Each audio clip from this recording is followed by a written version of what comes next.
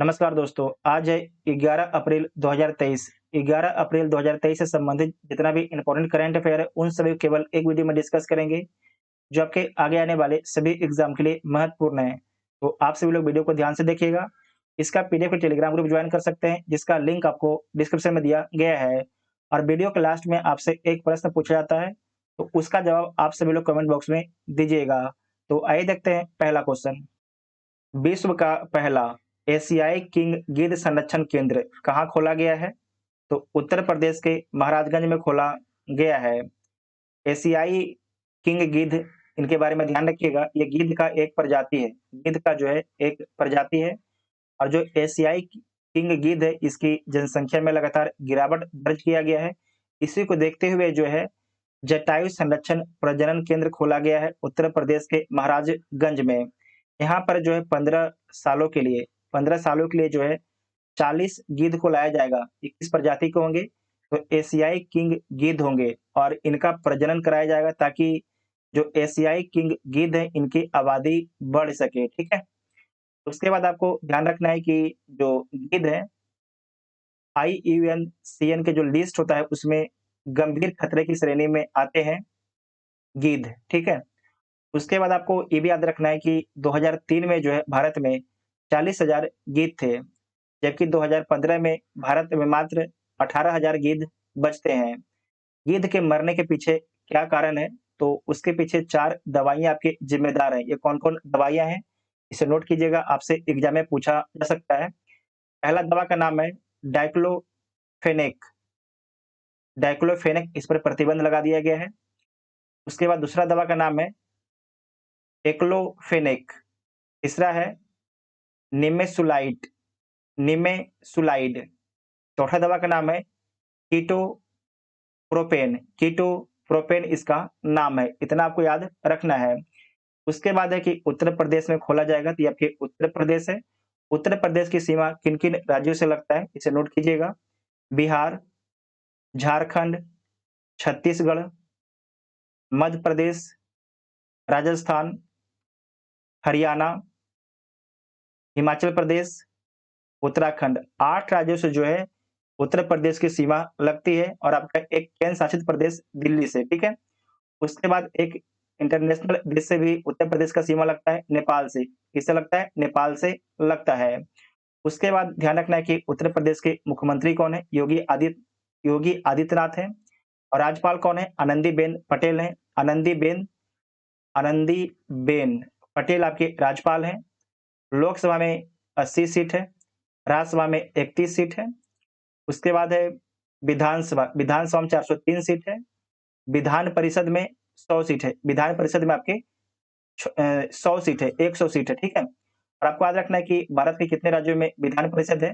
तो भारत के 6 राज्यों में विधान परिषद है। कौन-कौन से राज्य में है? आप लोग कमेंट बॉक्स में बताइएगा।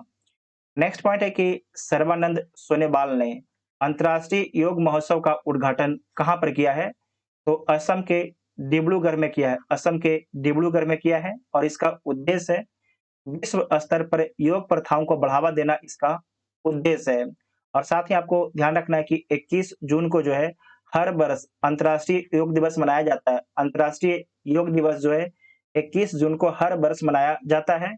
और जो सर्बानंद सोनोवाल है, इनके बारे में याद रखना है कि जहाज रानी, जलमार्ग एवं आयुष मंत्री हैं। डिब्रूगढ़ किस राज्य में है? तो असम राज्य में डिब्रूगढ़ है।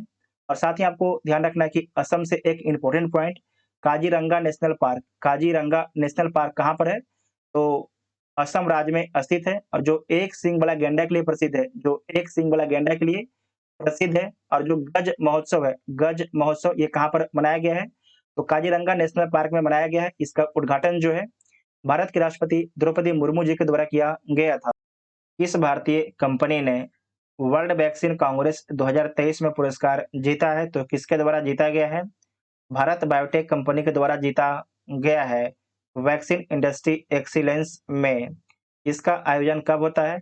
तो 3 से 6 अप्रैल को वाशिंगटन डीसी में इसका आयोजन होता है। अमेरिका, यूएसए के वाशिंगटन डीसी में इसका आयोजन किया गया है, और इसमें भारत बायोटेक को पुरस्कार दिया गया है। दुनिया की पहली इंट्रानेजल वैक्सीन किसके द्वारा बनाया गया है? तो भारत बायोटेक के द्वारा बनाया गया है, जिसका नाम है इन्कोवैक्स नाम है। साथ ही आपको ध्यान रखना है कि इंट्रामस्कुलर वैक्सीन जो है, कोवैक्सीन, ये भी आपके भारत बायोटेक के द्वारा बनाया गया है। जो भारत बायोटेक है, इसकी स्थापना 1996 में होता है। इसके संस्थापक हैं कृष्णा एल्ला और सुचित्रा एल्ला। इसका मुख्यालय हैदराबाद में है। हैदराबाद वर्तमान में आपके तेलंगाना राज्य में है। सीरम इंस्टीट्यूट के बारे में ध्यान रखिएगा कि जो सीरम इंस्टीट्यूट है, ये भी आपकी भारत की कंपनी है और इसके द्वारा जो है कोविशील्ड वैक्सीन का निर्माण किया गया था। हाल ही में सांख्यिकी 2023 में अंतर्राष्ट्रीय पुरस्कार किसके द्वारा जीता गया है? तो सांख्यिकी 2023 में अंतर्राष्ट्रीय पुरस्कार सी.आर. राव के द्वारा जीता गया है।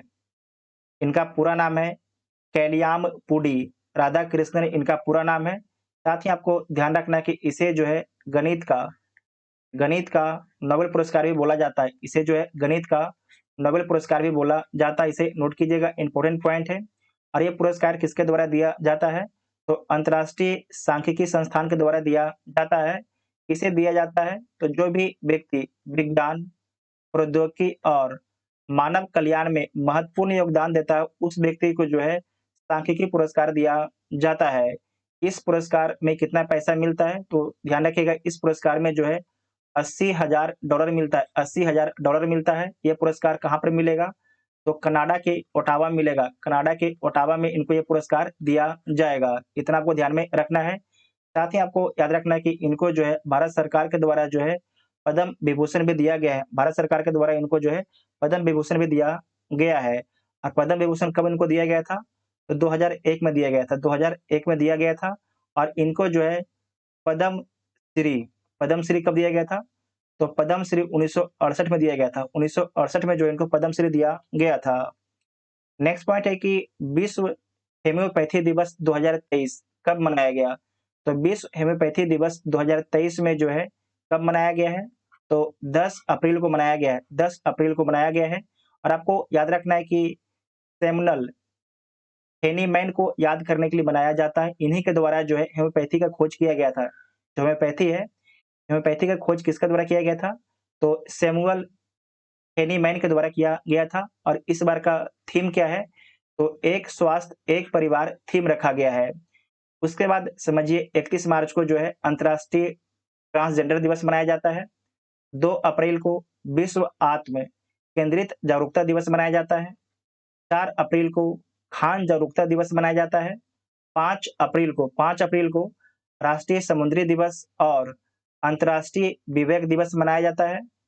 6 अप्रैल को अंतर्राष्ट्रीय खेल दिवस मनाया जाता है। 7 अप्रैल को विश्व स्वास्थ्य दिवस मनाया जाता है। 14 अप्रैल को समानता दिवस मनाया जाता है। साथ ही आपको ध्यान रखना है कि 22 मार्च को जो है बिहार दिवस और जल दिवस मनाया जाता है। बिहार दिवस और जल दिवस जो है 22 मार्च को मनाया जाता है।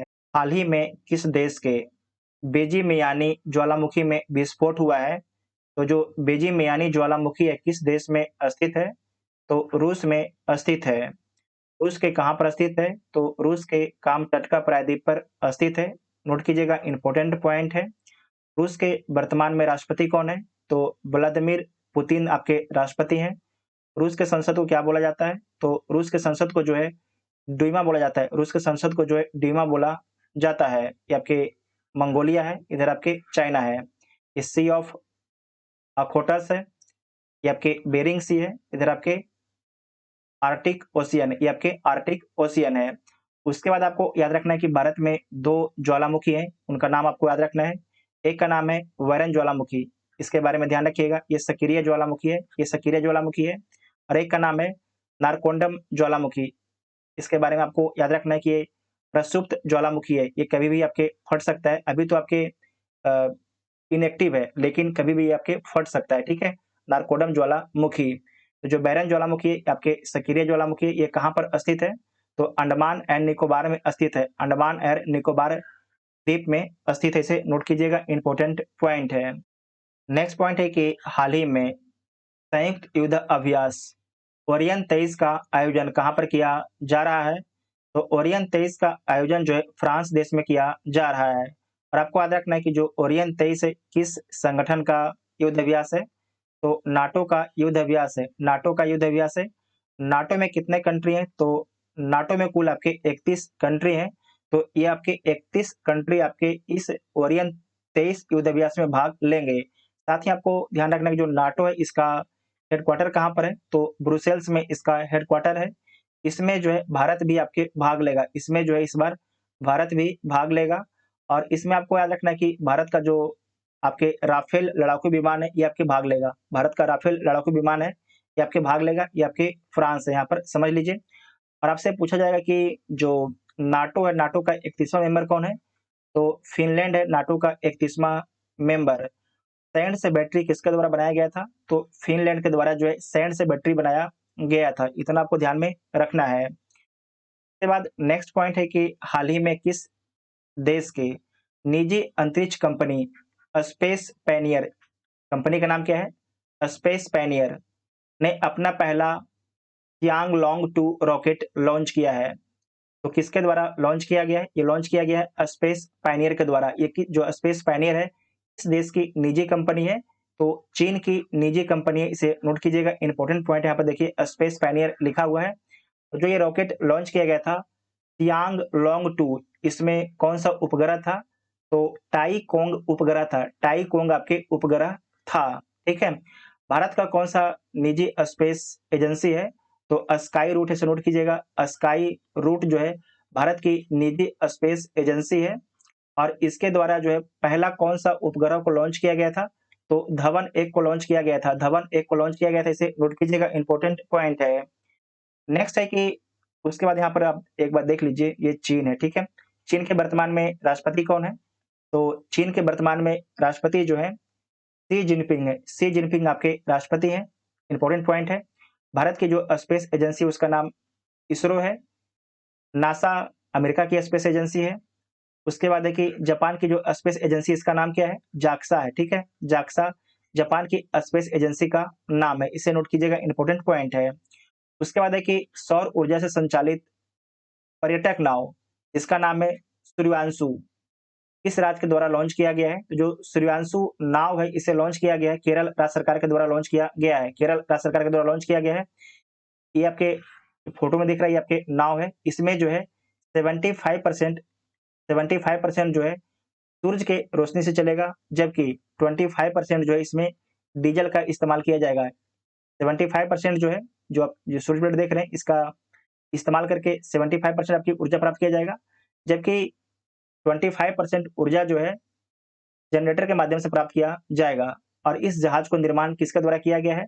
तो श्रीलंका इस जहाज को निर्माण किया है। श्रीलंका जो इस जहाज को निर्माण किया है और इसका जो कैपेसिटी है टोटल आपके 100 व्यक्ति एक बार में लेके जा सकता है। एक बार में जो है 100 व्यक्ति को लेके जा सकता है। उसके बाद केरल के बारे में समझ लीजिए। क्षेत्रीय भाषा में निर्णय प्रकाशित करने वाला देश का जो पहला हाईकोर्ट कौन है? तो केरल हाईकोर्ट है, ठीक है। केरल हाईकोर्ट है। एनजीटी के द्वारा केरल राज्य सरकार पर जो है कितने का जुर्माना लगाया गया था? तो 10 करोड़ का जुर्माना लगाया गया था। 100% रैंकिंग वाला पहला राज्य आपके केरल है। सोने का एक रेट लागू करने वाला भारत का जो पहला राज्य है, वो भी आपके केरल है, ठीक है। आपके कौन है? केरल आपके पहला राज्य है। किसके द्वारा अरुणाचल प्रदेश में वाइब्रेंट विलेज प्रोग्राम को लॉन्च किया गया है? तो किसके द्वारा लॉन्च किया गया है? अमित शाह जी के द्वारा लॉन्च किया गया है। अमित शाह भारत के गृह मंत्री और सहकारिता मंत्री हैं। वाइब्रेंट विलेज प्रोग्राम को कहाँ से लॉन्च किया गया है? तो अरुणाचल प्रदेश के किबुतु से लॉन्च किया गया है। जो वाइब्रेंट विलेज प्रोग्राम क्या है? तो समझिएगा ध्यान से। अरुणाचल प्रदेश, सिक्किम, उत्तराखंड, हिमाचल प्रदेश और लद्दाख, इन सभी राज्यों के बॉर्डर पर जितने भी गाँव हैं, उनका डेवलपमेंट जो है वाइब्रेंट विलेज प्रोग्राम के तहत किया जाएगा। अगर रोड बनाना है, तो वाइब्रेंट विलेज प्रोग्राम के तहत किया जाएगा, ठीक है? इस बात को ध्यान में रखिएगा। रोड लगाना, टावर बनाना, ये सारे जो आपके काम हैं, वाइब्रेंट विलेज प्रोग्राम के तहत किया जाएगा। साथ ही वहाँ के जो लोकल लोग हैं, उनको नौकरी भी देने का प्रयास किया जाएगा। सरकार ऐसा क्यों कर रही है? वाइब्रेंट विलेज प्रोग्राम क्यों लॉन्च किए? क्योंकि चाइना जो है हमारे बॉर्डर के आस-पास जो है लगातार गाँव डेवलप कर रहा है। तो उसी के जवाब में जो है भारत सरकार वाइब्रेंट विलेज प्रोग्राम को लॉन्च की है। साथ ही आपको याद रखना है कि जो अरुणाचल प्रदेश है, इसे चाइना किस नाम से बुलाता है? तो चाइना इसे जो है जांग नान नाम से बुलाता है, जांग नान नाम से बुलाता है, ठीक है? इसे आप लोग ध्यान में रखिएगा, इंपॉर्टेंट पॉइंट है। उसके बाद जो अरुणाचल प्रदेश है, इसकी सीमा जो है भूटान, चाइना और म्यांमार से लगता है। राज्य में आइएगा तो असम और नागालैंड से लगता है, ठीक है? पिछले वीडियो में पूछे गए प्रश्न का उत्तर देख लीजिएगा कि हाल ही में जारी फीफा रैंकिंग में भारत को कौन-सा स्थान मिला है? तो भारत को इसमें 101वां स्थान मिला है और पहला स्थान किसे मिला था? तो अर्जेंटीना को पहला स्थान दिया गया था। अर्जेंटीना को पहला स्थान और फ्रांस को दूसरा स्थान दिया गया था। इस प्रश्न का उत्तर आप सभी को कमेंट बॉक्स में देना है, तो आप सभी लोग कमेंट बॉक्स में इसके बारे में बताइएगा। अगर वीडियो आप सभी को हेल्पफुल लगता है, चैनल को सब्सक्राइब कीजिएगा और वीडियो अपने दोस्तों में शेयर ज़रूर कीजिएगा। Thank you.